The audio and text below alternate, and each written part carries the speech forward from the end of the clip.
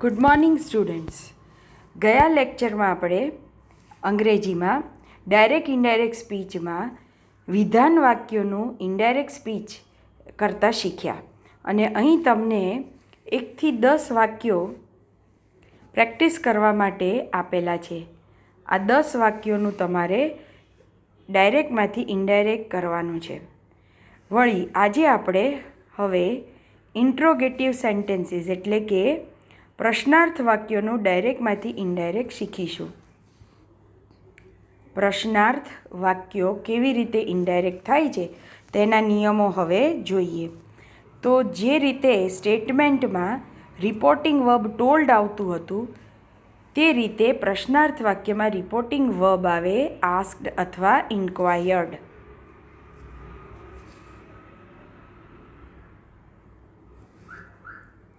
અને કંજક્શન એટલે કે બે વાક્યને જોડનાર શબ્દ આવે ઇફ, વેધર અથવા WH વર્ડ, જેમાં વેધરનો ઉપયોગ બને ત્યાં સુધી ટાળવો કેમ કે તેનો સ્પેલિંગ તમારે વધારે યાદ રાખવો પડે, જ્યારે ઇફ એ યાદ રાખવામાં સરળ છે. વળી અહીંયા ઇફ અને WH વર્ડ બે જ બાબત યાદ રાખો તો તમને પ્રશ્નમાંથી ઇનડાયરેક્ટ કરતી વખતેના જે નિયમો છે એ સરળ બની જાય.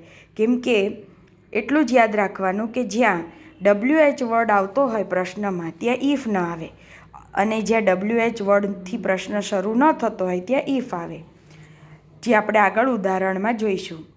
ત્યારબાદ પ્રશ્નાર્થ વાક્યનું સીધું ઇનડાયરેક્ટ સ્પીચ થતી નથી અને માટે પ્રશ્નાર્થ વાક્યને સ્ટેટમેન્ટમાં એટલે કે વિધાન વાક્યમાં ફેરવવું પડે છે. એટલે પહેલું સ્ટેપ છે કે આસ્ક્ડ અને ઇન્ક્વાયર આવે, પછી કંજક્શન ઇફ કે WH વર્ડ આવે, ત્યારબાદ જે પણ પ્રશ્ન છે એને વિધાન વાક્યમાં ફેરવવો પડે એ નિયમ આવે, લાગુ પડે છે અહીંયા. ત્યારબાદ ચોથી બાબત જોઈએ કે an interrogative sentence always begin with an auxiliary verb such as am, is, are, was, were, have, has, had, do, does, did, will, would, can, could, may, might, must, should. પ્રશ્નાર્થ વાક્યોને જ્યારે વિધાન વાક્યમાં ફેરવવાના હોય ત્યારે હંમેશા એ યાદ રાખો કે પ્રશ્નાર્થ વાક્ય હોય એટલે તેમાં ઓક્ઝિલરી વર્બ જેવા કે એમ, ઇઝ, આર, વોઝ, વર એ આવેલા જ હોય અને પ્રશ્ન હંમેશા ઓક્ઝિલરીથી જ શરૂ થતો હોય. અને જ્યારે ઓક્ઝિલરીથી પ્રશ્ન શરૂ થાય છે ત્યારે વિધાન વાક્ય બનાવવા માટે એ ઓક્ઝિલરી વર્બને તમારે કર્તાની પાછળ મૂકવાથી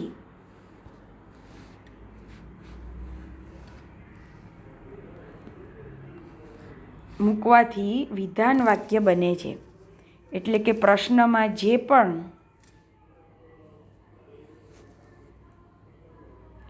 જો અહીંયા ગુજરાતીમાં પણ એની સમજૂતી આપી છે. પ્રશ્નાર્થ વાક્ય હંમેશા મદદ કરતા ક્રિયાપદથી શરૂ થાય જે ઉપર દર્શાવ્યા છે.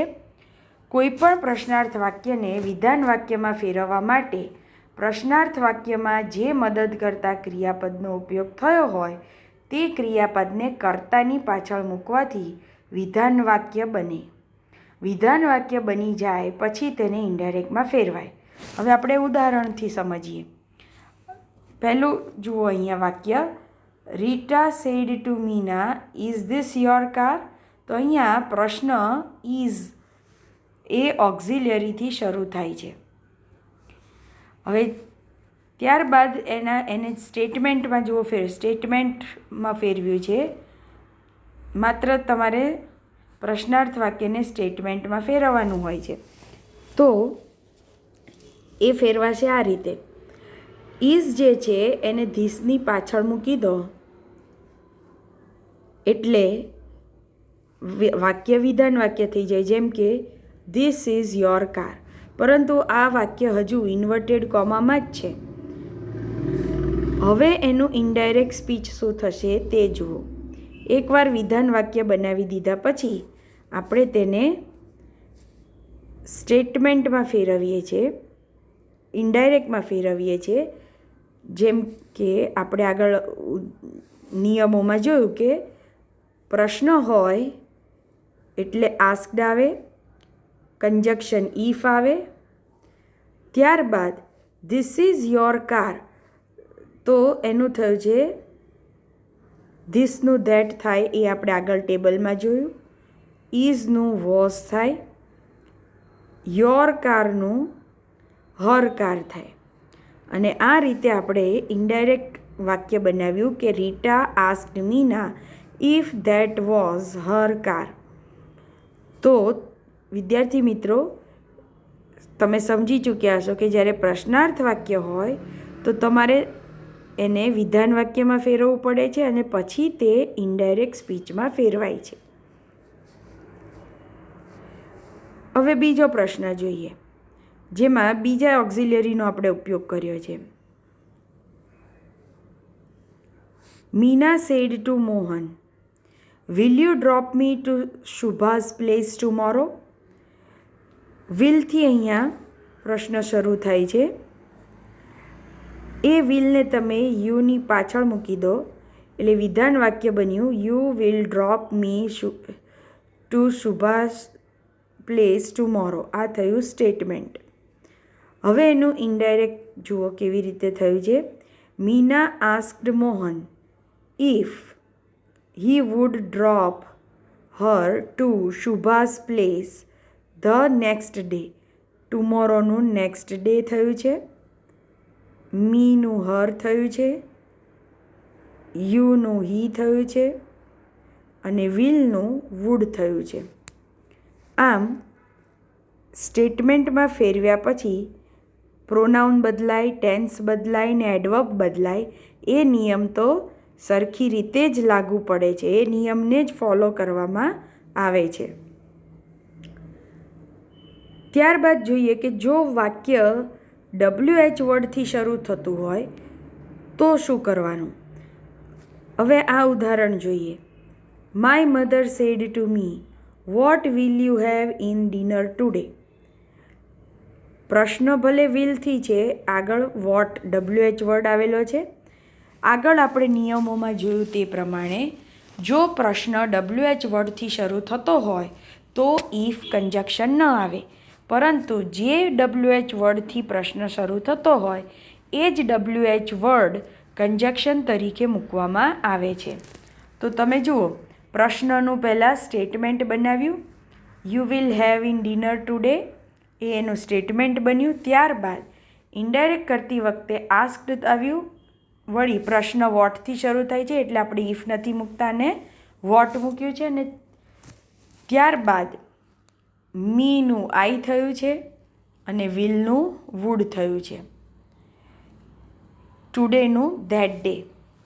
તો આ રીતે WH ક્વેશ્ચન હોય તો WH વર્ડ જ કંજક્શન તરીકે વપરાય છે ઇનડાયરેક્ટ કરતી વખતે. આ નિયમ અહીં લખીને પણ આપેલો છે. સર્વનામ બદલાય, કાળ બદલાય, નજીકતા દર્શાવતા શબ્દો દૂરતા દર્શાવતા શબ્દોમાં ફેરવાય, તે નિયમ સમાનપણે લાગુ પડે છે. હવે આપણે જોઈએ ડુ, ડઝ અને ડીડથી શરૂ થતા પ્રશ્નો. કેમ કે એમાં થોડું ડુ, ડઝ, ડીડ પણ ઓક્ઝિલરી જ છે, પરંતુ ડુ, ડઝ, ડીડ વડે જ્યારે પ્રશ્ન હોય ત્યારે આપણે તેનું ઇનડાયરેક્ટ કરતી વખતે થોડી વધુ કાળજી લેવી પડે છે. અને અહીંયા આ નિયમ તો ચાલુ જ રહે છે કે વર્તમાન કાળે હોય એટલે કે ડુ કે ડઝ હોય તો એ ભૂતકાળમાં ફેરવાય એટલે કે ડીડ બને. અને જો પ્રશ્ન ડીડમાં હોય એટલે કે ભૂતકાળમાં હોય તો તે પૂર્ણ ભૂતકાળમાં બનાય. હવે આપણે અહીંયા જોઈએ એક્ઝામ્પલ્સ. અહીંયા પ્રશ્ન શરૂ થાય છે, do you drink milk every day. તો સુજલ આસ્ક્ડ મનોજ ઇફ, કેમ કે અહીંયા WH વર્ડ નથી એટલે આપણે ઇફ વાપર્યું. ત્યારબાદ યુનું હી કર્યું, કેમ કે મનોજ એ છોકરો છે એટલે આપણે હી કર્યું. હવે ડુ વર્તમાન કાળ બતાવે છે અને એ જ્યારે આપણે સ્ટેટમેન્ટ કરીએ ત્યારે સ્ટેટમેન્ટમાં ડુ નીકળી જાય છે અને આપણે ડ્રિંકનું સીધું જ અને આપણો નિયમ છે કે વર્તમાનકાળ ભૂતકાળમાં ફેરવાય માટે આપણે સીધું જ ડ્રિંકનું ડ્રેન્ક કરીએ છીએ અને આ રીતે ઇનડાયરેક્ટ સ્પીચમાં ફેરવાય છે. એટલે કે ડુ વડે પ્રશ્ન શરૂ થતો હોય તો ડુ નીકળી જાય. જુઓ, સ્ટેટમેન્ટમાં ડુ નથી અને જે ક્રિયાપદ હોય તેનું ભૂતકાળનું રૂપ મૂકી દઈએ એટલે ઇનડાયરેક્ટ સ્પીચ મળે છે આપણને.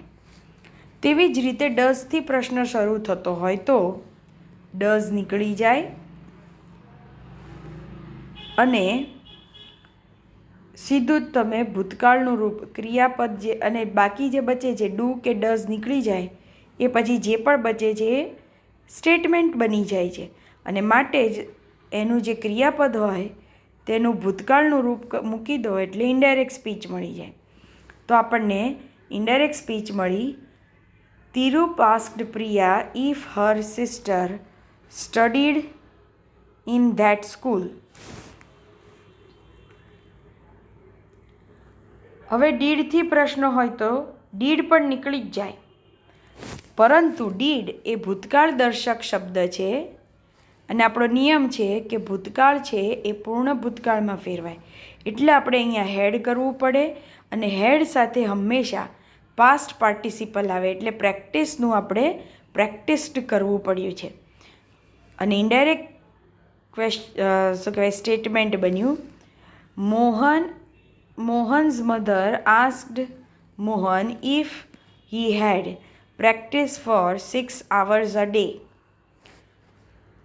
તો અહીંયા વિદ્યાર્થી મિત્રો તમારે એક જ બાબત યાદ રાખવાની છે કે ડુ ડઝ કે ડીડ વડે જ્યારે પણ પ્રશ્ન પૂછાય ત્યારે ડુ ડઝ કે ડીડ નીકળી જાય અને ડુ ડઝ વર્તમાન બતાવે છે માટે ક્રિયાપદનું ભૂતકાળ કરવું પડે અને ડીડ ભૂતકાળ છે માટે ક્રિયાપદને હેડ વત્તા પાસ્ટ પાર્ટિસિપલમાં ફેરવવું પડે. તદુપરાંત પ્રોનાઉન બદલાય, કાળ બદલાય અને એડવર્બ બદલાય એ નિયમ તો સરખાપણે જ લાગુ પડે છે. હવે આપણે જોઈએ ક્વેશ્ચન્સ વિથ WH વર્ડ્સ. એટલે કે ડુ ડઝ ડીડ તો હોય જ પણ આગળ WH વર્ડ આપવામાં આવ્યો હોય. જેમ કે mother said to her son where are your shoes. તો એનું વિધાન વાક્ય બનશે યોર શૂઝ આર. અને એકવાર વિધાન વાક્ય બની જાય પછી ઇનડાયરેક્ટ કરવું સરળ બની જાય. મધર આસ્ક્ડ હર સન વળી WH વર્ડથી શરૂ થાય છે એટલે એ જ WH વર્ડ કંજક્શન તરીકે આવે. આરનું વેર થયું છે એટલે વાક્ય બનશે mother asked her son where his shoes were. ક્યાં હતા એના શૂઝ. ત્યારબાદ બીજું ઉદાહરણ જોઈએ. Anita said to Manali what will you wear for the party tonight. વોટથી શરૂ થાય છે. વિલ એ ઓક્ઝિલરી છે જેને તમે કર્તાની પાછળ મૂકી દો એટલે આપણને સ્ટેટમેન્ટ મળે છે. યુ વિલ વેર. અહીંયા વોટ સુધીનું વાક્ય જ્યારે પણ WH વર્ડ હોય તો WH સુધીનું વાક્ય તો ઇનડાયરેક્ટ સ્પીચમાં સીધું જ લખી શકાય ને આસ્ક્ડ મૂકવાનું હોય. અનિતા આસ્ક્ડ મનાલી વોટ ત્યાં સુધીનું વાક્ય તો બનાવવું ખૂબ સરળ છે. ત્યારબાદ સ્ટેટમેન્ટમાં ફેરફાર કરતા જાઓ. યુનું થયું શી, વિલનું થયું વુડ અને જ્યારે વિલ વેર છે પહેલું ક્રિયાપદ જે આવે એનું જ ભૂતકાળ થાય ત્યારે બીજું જે ક્રિયાપદ છે તેનું તેમ જ રહે, એમાં કોઈ ફેરફાર ન થાય. અને ટુ નાઇટનું ધેટ નાઇટ થયું છે એટલે કે એડવર્બ બદલાયું, કાળ બદલાયો અને સર્વનામ બદલાયું.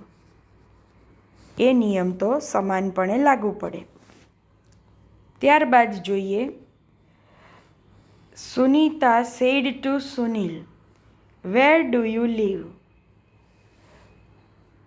વેર સુધીનું વાક્ય જે છે એ તેમનું તેમ જ રહે. એટલે તમે ઇનડાયરેક્ટ કર્યું. સ્ટેટમેન્ટમાં ખાલી યુ લીવ, ડુ નીકળી જાય એટલે સ્ટેટમેન્ટ બન્યું યુ લીવ. વેર સુધીનું વાક્ય એમ નામ રહે, ડુ નીકળી જાય, સ્ટેટમેન્ટ બન્યું યુ લીવ. ઇનડાયરેક્ટ સ્પીચ બની સુનીતા આસ્ક્ડ સુનિલ વેર હી લીવ્ડ. તો WH વર્ડ હોય અને ડુ ડઝ ડીડ હોય તો પણ નિયમ તો સરખો જ લાગુ પડે છે કે ડુ ડઝ ડીડ નીકળી જાય, અને જો ડુ ડઝ હોય તો ઇનડાયરેક્ટ સ્પીચમાં ભૂતકાળ વાપરવો પડે, અને ડીડ હોય તો indirect સ્પીચમાં had plus past participle વાપરવું પડે. હવે આપણે ડીડવાળો એક પ્રશ્ન જોઈ લઈએ. અહીં જુઓ, students asked the teacher what did you teach yesterday. અહીંયા ડીડથી પ્રશ્ન છે અને વોટ એ કન્જક્શન તરીકે આવશે, એટલે અહીંયા આસ્ક્ડ વોટ થયું છે. ટીચર લેડી પણ હોઈ શકે અને જેન્ટ્સ પણ હોઈ શકે, એટલે હી અથવા શી લખી શકાય. વળી ડીડનો ઉપયોગ થયો છે એ ભૂતકાળ બતાવે છે, અને આપણો નિયમ છે કે ભૂતકાળ હોય એ પૂર્ણ ભૂતકાળમાં ફેરવાય, એટલે આપણે તેનું કર્યું હેડ ટોટ. ધ અને યસ્ટરડેનું આપણે કર્યું ધ પ્રીવિયસ ડે. ટોટ ટીચનું હેડ ટોટ, ડીડ નીકળી જાય. તો આ રીતે વિદ્યાર્થી મિત્રો તમે જોયું કે ડુ ડઝ ડીડ સાથે પ્રશ્ન હોય તો ડુ ડઝ ડીડ નીકળી જાય અને કાળ ફેરવાય. WH વર્ડ હોય તો એ જ WH વર્ડ કન્જક્શન તરીકે આવે, અને WH વર્ડથી પ્રશ્ન શરૂ થતો હોય ત્યારે ઇફ મુકાતું નથી. હવે આપણે જોઈએ, આમ તો પ્રશ્નોમાં નકાર વાક્ય બહુ ઓછા હોય છે, આમ છતાં આપણે નકાર વાક્યો જો હોય, પ્રશ્નમાં નકાર હોય તો શું કરવું એ હવે જોઈ લઈએ. જો પ્રશ્નમાં નકાર હોય, જેમ કે અહીં જુઓ એક્ઝામ્પલમાં, Suresh said to the teacher said to the student what do you not understand in this chapter. અહીંયા ડુથી પ્રશ્ન છે, પરંતુ સાથોસાથ નોટનો ઉપયોગ થયો છે, એટલે કે નકાર છે. જ્યારે પણ પ્રશ્નમાં નકાર હોય ત્યારે ડુ નીકળે નહીં, અને ડુને કર્તાની પાછળ મૂકીને સ્ટેટમેન્ટ બનાવવું પડે. You do not understand in this chapter. આ થયું એનું સ્ટેટમેન્ટ. ત્યારબાદ તેનું ઇનડાયરેક્ટ કરવાનું શરૂ કરવું પડે. The teacher ask the student what. હવે સ્ટુડન્ટ પણ છોકરો કે છોકરી હોઈ શકે, એટલે હી કે શી કોઈ પણ એક વાપરી શકાય. અને ડુ નોટનું થશે ભૂતકાળ ડીડ નોટ. અન્ડરસ્ટેન્ડ ઇન અને ધીસનું થશે ધેટ ચેપ્ટર. તો આ રીતે યાદ રાખો, જ્યારે પ્રશ્નમાં નકાર હોય ત્યારે ડુ ડઝ ડીડ નીકળે નહીં, પરંતુ તે પાછળ જાય. આગળ આપણે જોયું કે ડુ ડઝ ડીડ વડે પ્રશ્ન હોય અને એફર્મેટિવ હોય, એટલે કે હકારમાં હોય પ્રશ્ન, ત્યારે તે નીકળી જાય છે. પરંતુ નકાર હોય જો તો ડુ ડઝ ડીડ નીકળે નહીં, પરંતુ તે કર્તાની પાછળ જાય. હવે બીજો પ્રશ્ન જોઈએ. Suresh said to Ramesh which language does your brother not know. કઈ લેંગ્વેજ તારો ભાઈ જાણતો નથી. અહીંયા ડઝ છે અને નકાર છે, તો ડઝ નીકળી નહીં જાય, પરંતુ તે નું ભૂતકાળ કરવું પડશે આપણે. Suresh asked Ramesh which language his brother did not know. જેમ જેમ પ્રેક્ટિસ આવતી જાય એમ તમારે વચ્ચેનું એક સ્ટેપ, જેમાં આપણે અહીંયા સ્ટેટમેન્ટ બનાવતા હતા આવા, એ સ્ટેટમેન્ટ ન બનાવતા પણ ચાલે. એકવાર પ્રશ્ન આપણને ખ્યાલ આવી જાય કે ડઝ નોટ છે તો ડીડ નોટ થશે, તો તરત જ તમે ઇનડાયરેક્ટ સ્પીચનું વાક્ય બનાવી શકો છો કે Suresh ask Ramesh which language his brother did not know. ત્યારબાદ હવે ડીડ નોટનો ઉપયોગ જોઈએ. The watchman said to the girl why did you not call me. અહીંયા ડીડ અને નોટ આવેલું છે. ડીડ ભૂતકાળ બતાવે, જે હંમેશા ફેરવાય પૂર્ણ ભૂતકાળમાં, અને માટે અહીંયા ઇનડાયરેક્ટ થયું છે. The watchman asked the girl why she had not called him. અહીંયા ભૂલથી ઇન્વર્ટેડ કોમા ચાલુ રહ્યા છે, જે કાઢી નાખવા. ઇન્વર્ટેડ કોમા નીકળી જાય, પ્રશ્નાર્થ વાક્ય પણ નીકળી જાય, પ્રશ્નાર્થ ચિહ્ન નીકળી જાય, વાક્ય આટલું જ બચે. Why she had not called him, એટલે કે પૂર્ણ ભૂતકાળ થયું. ડીડ હોય તો પૂર્ણ ભૂતકાળ થઈ જાય. તો વિદ્યાર્થી મિત્રો, અહીંયા પ્રશ્નાર્થ વાક્યનું ડાયરેક્ટમાંથી ઇનડાયરેક્ટ કરવાનું જે રીત છે તેની સમગ્ર ચર્ચા આપણે વિસ્તૃત રીતે કરી. નીચે તમને કેટલાક વાક્યો આપ્યા છે પ્રેક્ટિસ માટે. આ વાક્યોની તમારે પ્રેક્ટિસ કરવાની રહેશે. અસ્તુ.